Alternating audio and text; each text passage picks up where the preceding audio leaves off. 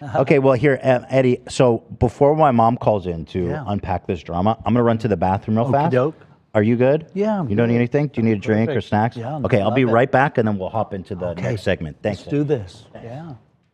I'm excited.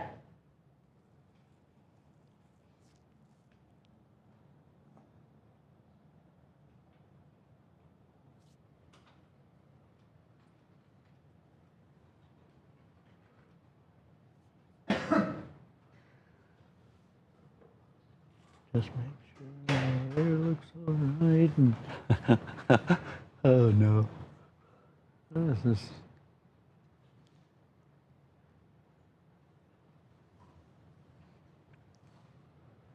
Let me just see what is going on there. Okay, better. Well.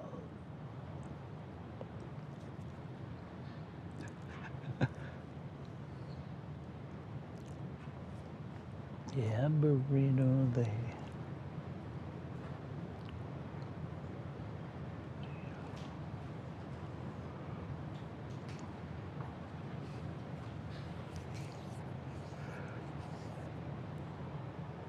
Foot soldiers, No, I'm good, thank you very much. Yeah. Good on water? Oh yeah, I put it behind the couch, but I'm good, thank you very much. Oh yeah, maybe I'll just get a little tiny bit real quick here while we're sitting here. Okay, perfect.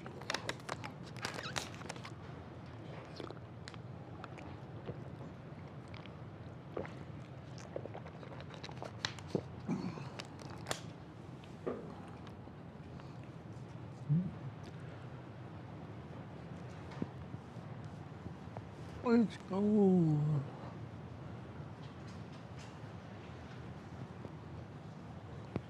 All right. Oh, it is. Let me just fix these here and.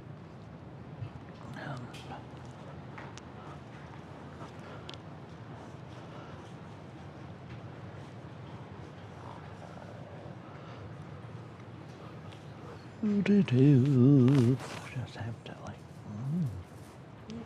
Ooh. Let me just. Okay, perfect. Yeah, I'm ready. Just wanted to stretch my legs a little bit. Okay. All right, I think we'll come back in a minute here. Okay. Listen, I want to sit here alone. You didn't tell me that last time. Last time you sat and we talked. Sorry about that.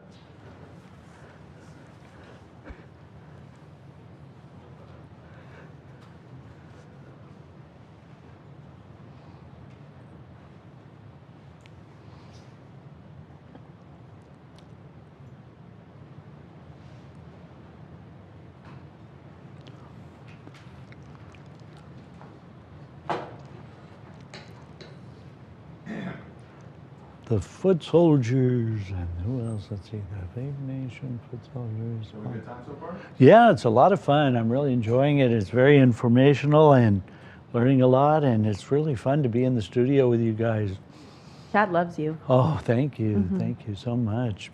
Well, I love them back, and I've been mentioning I'm really following the comments, and I'm going to be always saying, yeah, I appeared on the H3 podcast, so go on YouTube and check it out. And, I'll try to follow each comment because I do get a lot of people that are asking me to, talking about the H3 podcast a lot in the comments. Cool. And so it's a good tie-in. I really appreciate all the exposure, and it's a dream thing to do, because for a long time I was not blowing up on TikTok.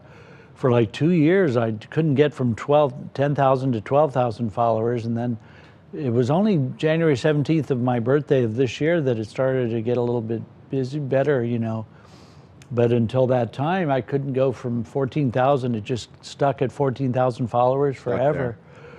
And then January 17th, when I started doing a few shirtless videos, that's when it kind of, now I have almost 70,000 followers, and it's really been phenomenal. And I wanted to keep going because I know this other lady that has like 500,000 followers on there, and she's like and people that you just don't know how they got 500,000 followers or like 1 million followers. And in the same time I've been on there, because I started right during the pandemic on there, and so I hope it keeps continuing. But if not, it's okay. But I really enjoy the little boost so far.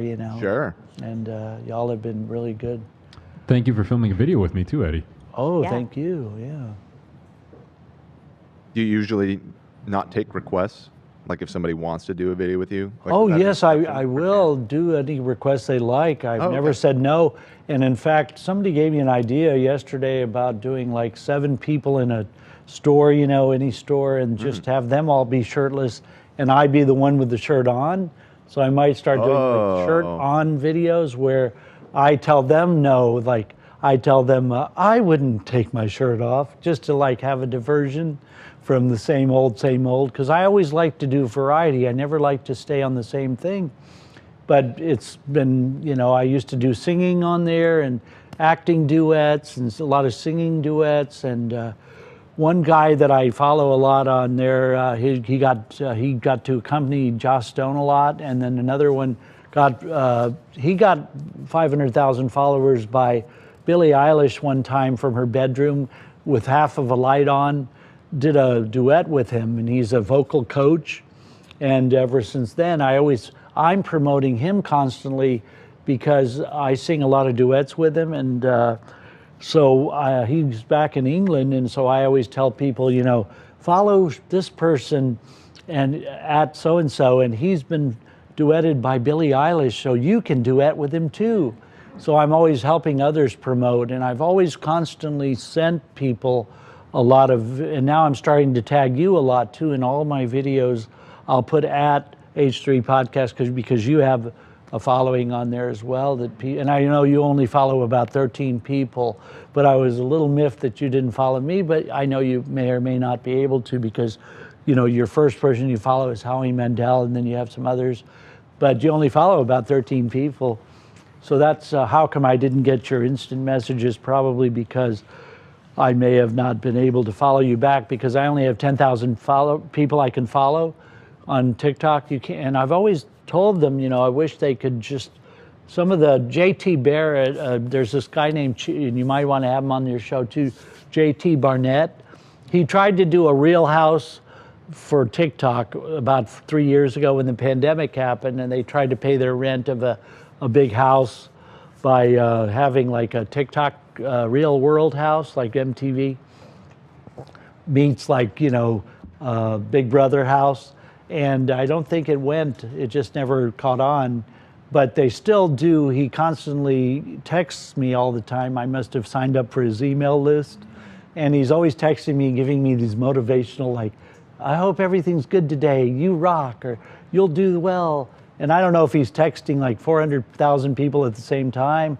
Then there's another guy, Justin, that does Broadway. He was in Tina Turner on Broadway. He's on TikTok, and what happens with him is he started this whole like group that they pay him to give, for him to like motivate them.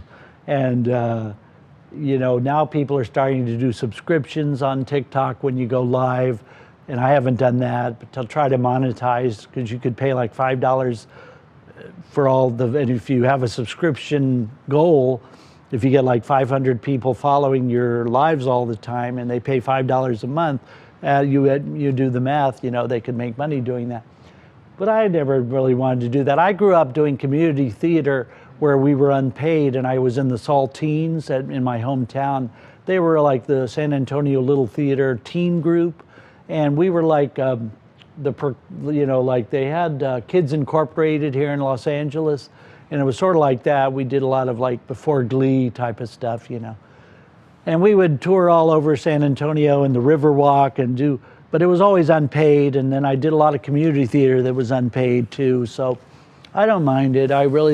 My mom always said it was an honor to do it, and my parents weren't into showbiz. I got them involved in the theater. Then my mom became the box office manager of the theaters that we worked in San Antonio. And, you know, San Antonio was mostly military, Hispanic town, 5 military bases, a lot of Latinos there, like 80% Latino. And San Antonio's, we don't have an ocean there. You know, you have to go 4 hours to Corpus Christi to an ocean.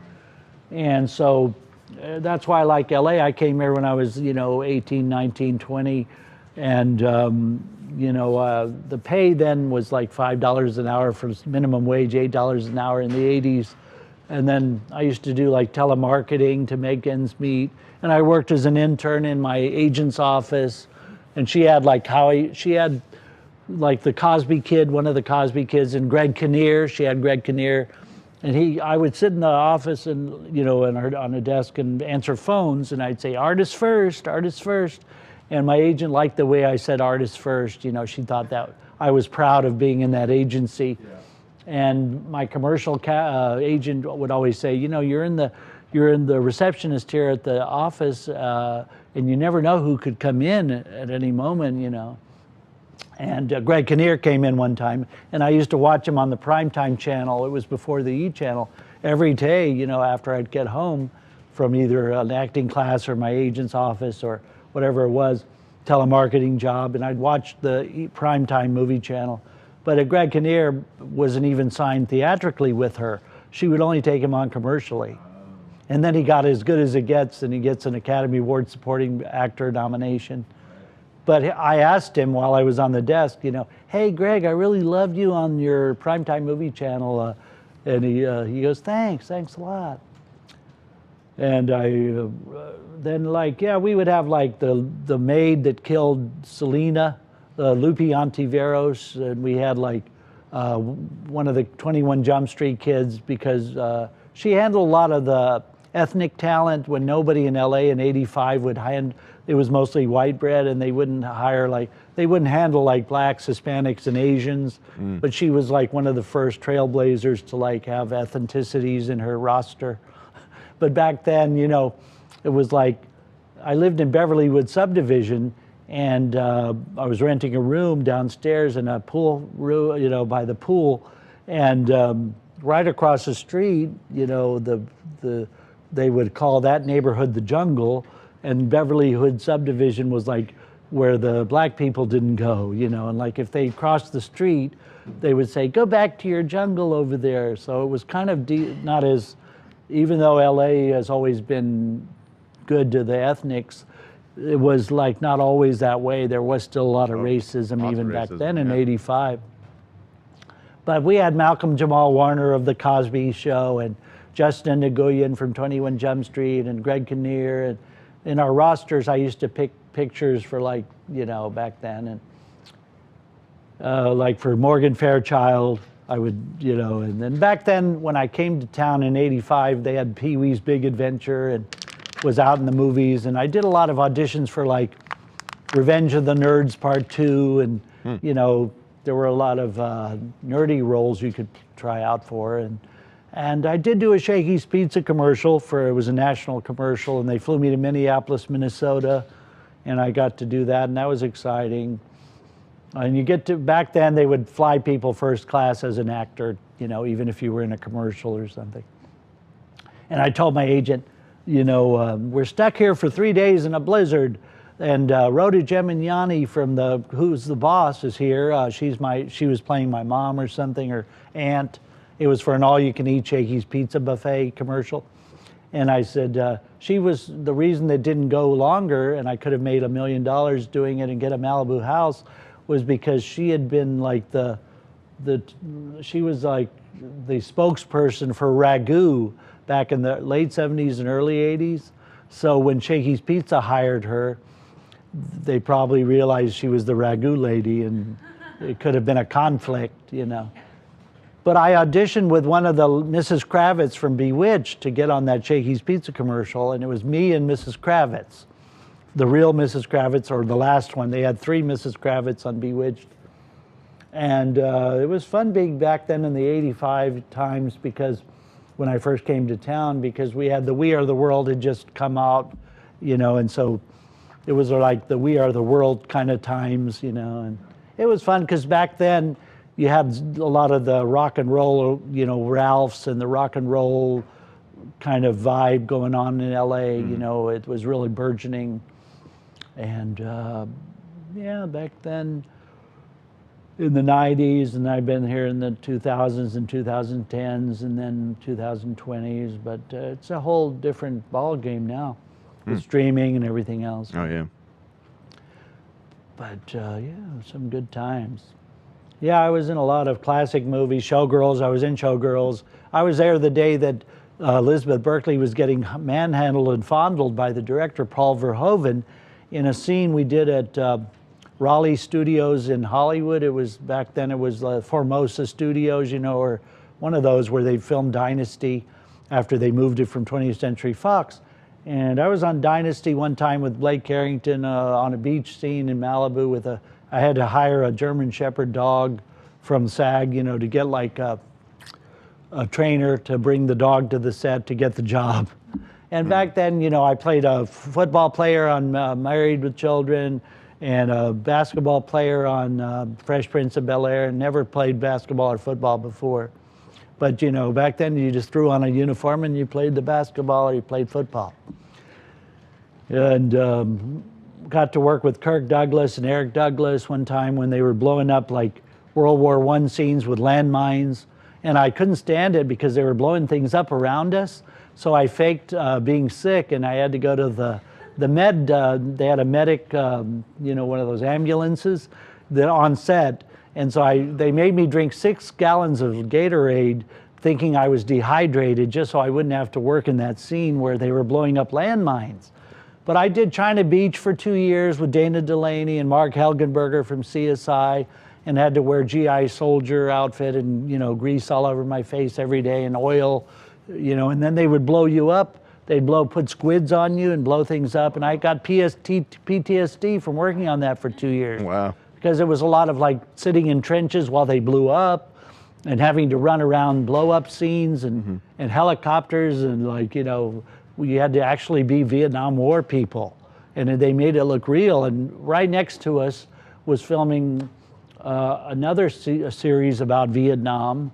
And so I had to be like a Vietnam War soldiers. And then like for TV shows like The X-Files, we had to run on top of like roofs. But one of my favorites too was like Seven with Brad Pitt, and where I had to be like a SWAT team coming in and out of a truck, and really being a SWAT and being like hustling to get in and out of that SWAT truck. And a lot of times you had to carry around you had to be a policeman on sets with guns and all the different accoutrements from the guns and the police uniform. And my very first extra job, I got to actually be a cop and have speaking lines as a cop and read the Miranda rights to one of the White Castle guys. And with James Spader, and that was fun working with him. And a lot of the Rob Lowe TV movies and TV shows. And then, I did 5 Jim Carrey movies, 7 or 8 Adam Sandler movies, where, once they used you and Adam Sandler knew you, you'd work on it from time to time, so those were fun. Or Volcano, Dante's Peak, Independence Day. I got to read lines with like Jeff Goldblum from Independence Day, because I helped him practice lines of Independence Day, while we were there on set waiting around because there's a lot of downtime. Or going into trailers of actresses and going in and doing soap operas where you're helping them with their lines that they're 80 pages of dialogue. Right. Like right now, I'm supposed to go right after this to a play that I got where they're going to put together a one-man show. And so I'm thinking, they have no script, but we'll have to just like improvise it. And they're going to film it, I think. They're trying to sell it to a network on how to hire an actor and do a one-man show all of a sudden, like in 4 hours. But yeah, a lot of it, I've played a lot of aliens. I played one time for, where you had to wear a full alien like head for different TV shows. And it pulls on your neck. Sometimes the prosthetics that they put, it pulls on your neck a lot, or it hurts your, up here, it pulls hair. One of my last jobs recently was like a basketball drama for a streaming channel in which we had to wear wigs and pins in our hair, and it was 70s. Oh, and I got to work with Jay Leno recently on a movie that he played, Ed, you know, from the Ed Sullivan. That was fun. And Jay, I got to work with him on a few episodes, a lot of episodes of his You Bet Your Life. And you got to ask questions, and he always talks a lot, you know, to all the audience. And even between takes, and he never leaves the set.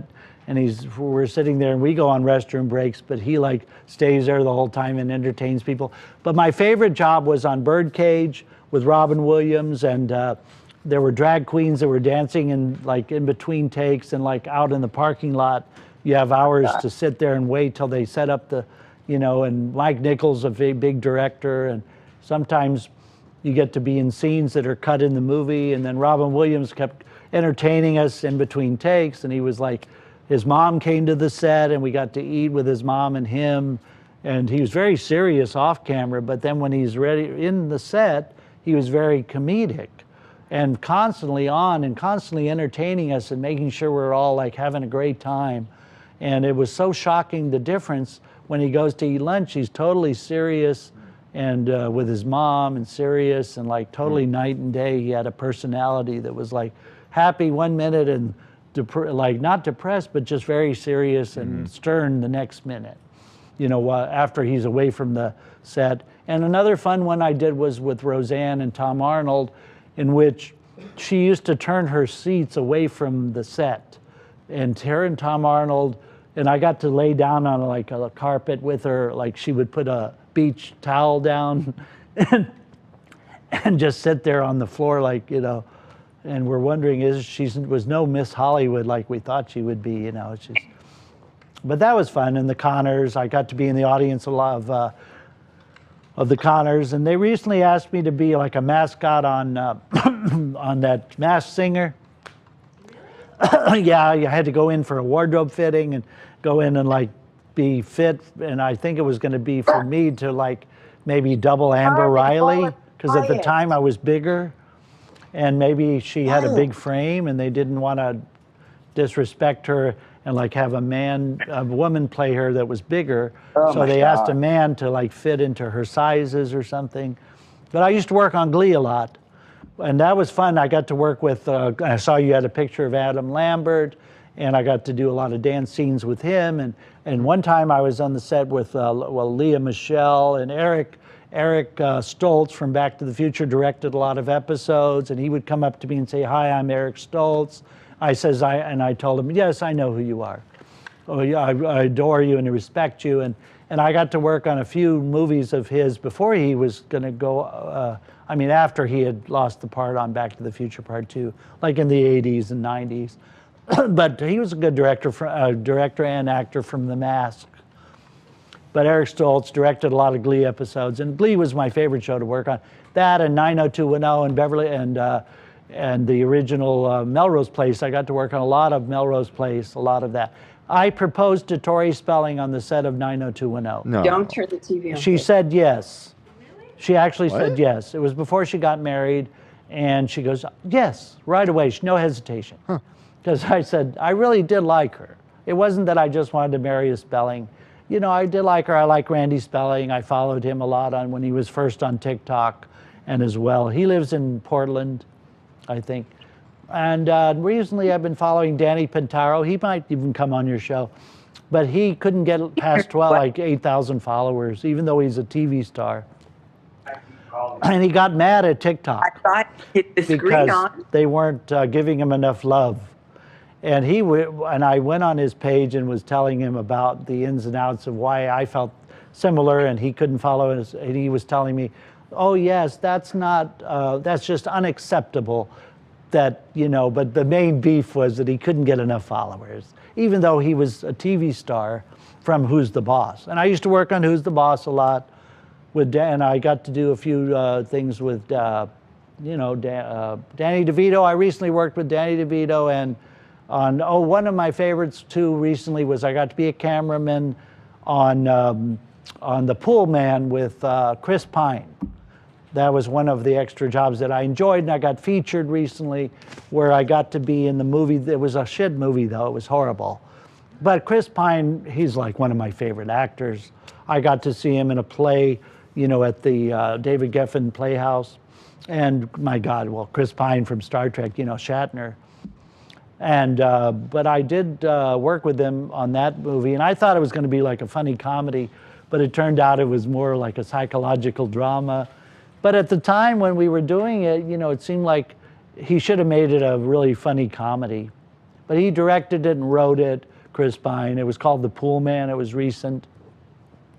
That was fun to work on because you got to work with Annette Bening. And you know, Annette Bening, I did the president, I did the American president with her. And well, when you get directed by like Rob Reiner, that's always fun. I got to work on Mississippi Burning with, you know, with Rob Reiner, and of course, you know, Alec Baldwin. That was fun. Poor Alec Baldwin, though, huh? What happened to him? But you know, a lot of times when you're on the sets, sometimes you worry about the safety sometimes. And that lady, you know, there was a young girl that didn't kind of put in the bullets properly, or they didn't test them.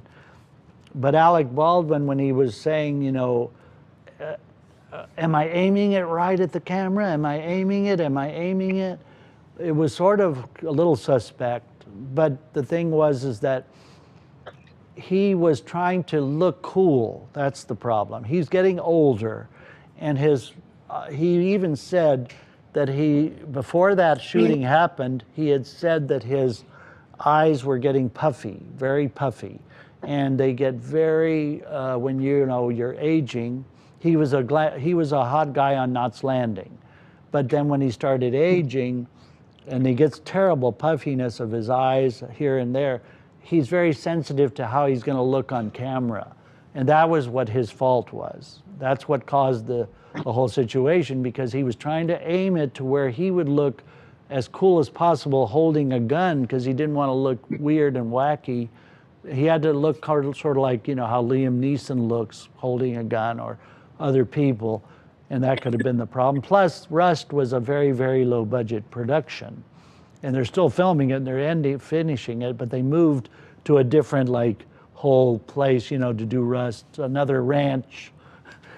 But why, you know, they'd have to finish it because now there'll be interest in the movie to see, you know, people will go see it, like when they saw, you know, the guy from Batman, when the guy died, Heath Ledger, everybody went to see that movie so that it would be like Rebel Without a Cause to see when James Dean died, his last movie, you know. But it'll be curious to see if Rust does any business.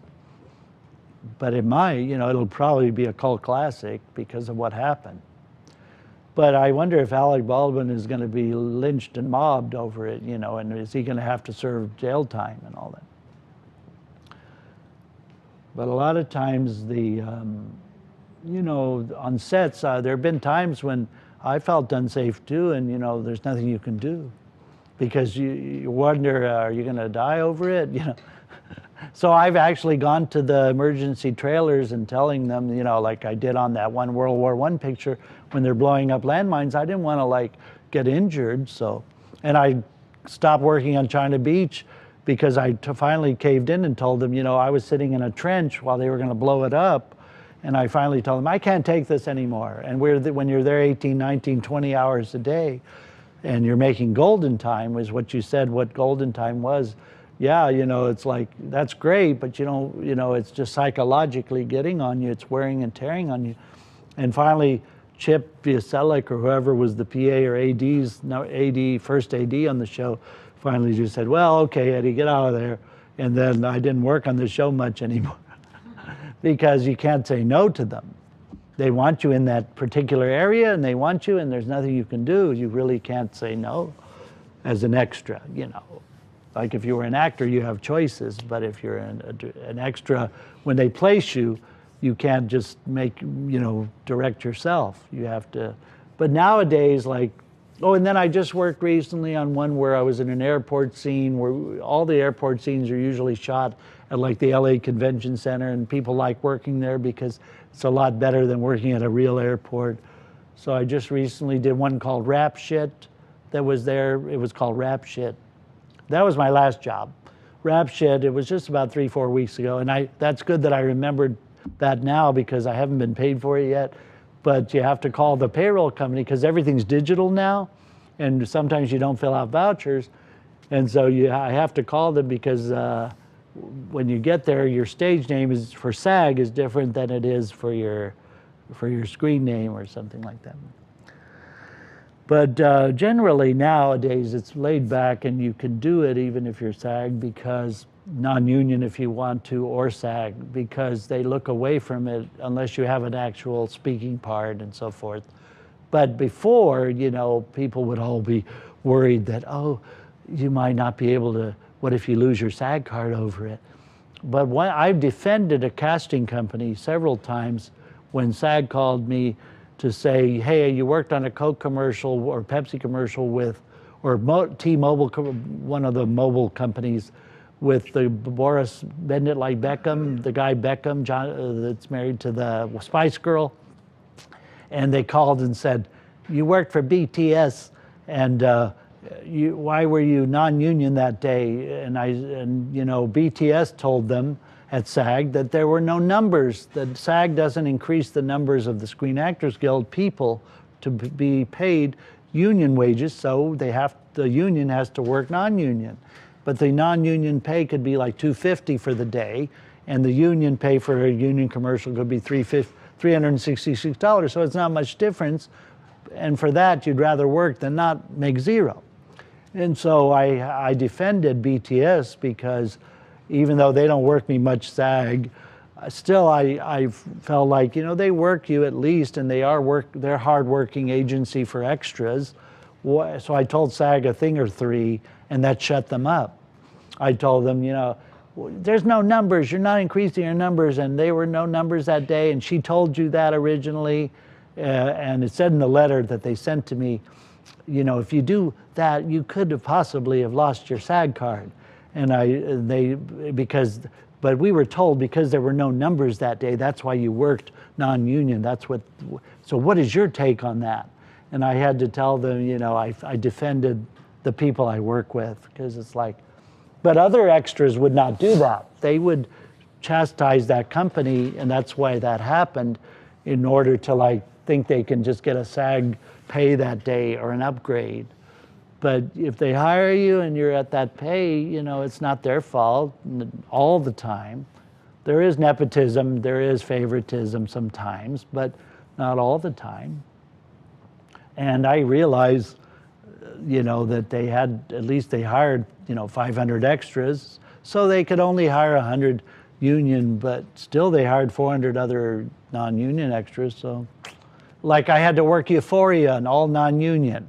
And when I got there, Zendaya, she had her tennis shoe laces untied for the whole time. I mean, she never tied her tennis shoes.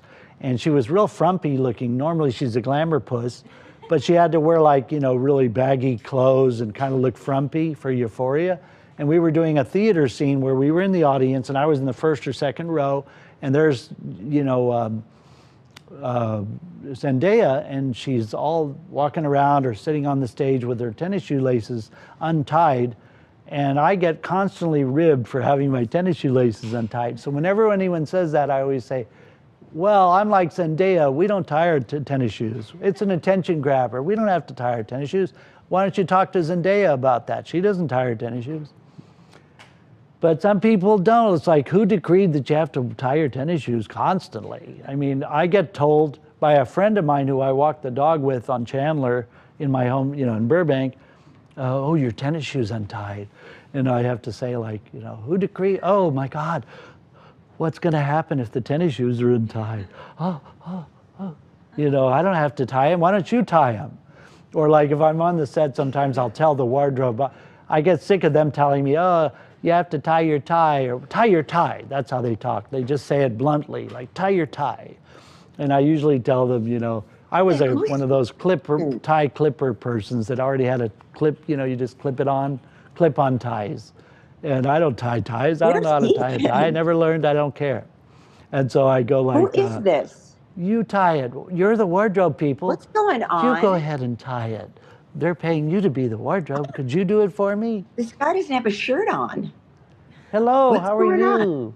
Yes, I'm here. I'm Shirtless Eddie. I do TikTok videos with my shirt off. It's been going viral.